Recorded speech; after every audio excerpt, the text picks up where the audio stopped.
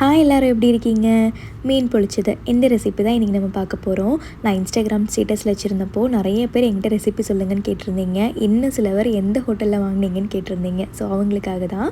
First நீங்கள் ஃபிஷ்ஷை எப்படி ஃப்ரை பண்ணுறதுக்கு மசாலாலாம் போட்டு வைப்பீங்களோ அதே மாதிரி மசாலாலாம் போட்டு ரெடி பண்ணி வச்சுக்கோங்க.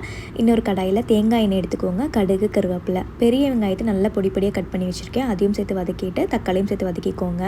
அடுத்ததாக மசாலாலாம் சேர்க்க போகிறோம். மிளகாத்தூள், மல்லித்தூள், கரம் மசாலா தூள், மஞ்சள் தூள், குழம்பு மிளகாத்தூள் இதெல்லாமே போட்டு நல்லா வதக்கிட்டு தேங்காய் பால் ஊற்றி நல்லா சுண்டுற வரைக்கும் வதக்கிக்கோங்க.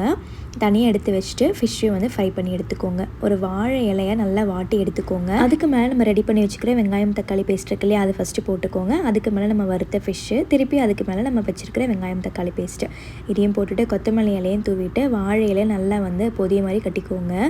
கொஞ்சமாக தேங்காய் எண்ணெய் சேர்த்து தோசை கடாயில் அந்த இலையை அப்படியே வச்சுருங்க. நல்லா லோ ஃப்ளேமில் வச்சு முன்னாடி 5 நிமிஷம் பின்னாடி 5 நிமிஷம் ரோஸ்ட் பண்ணி எடுத்துட்டிங்க அப்படின்னா சூப்பரான மீன் பொழிச்சது ரெடி ஆயிரும். இது ஃபுல் அண்ட் ஃபுல் தேங்காய் எண்ணெயில் பண்ணிங்கன்னா டேஸ்ட்டு வேறு லெவலாக இருக்கும். ட்ரை பண்ணி பார்த்துட்டு மறக்காமல் கமெண்ட்ஸில் சொல்லுங்கள்.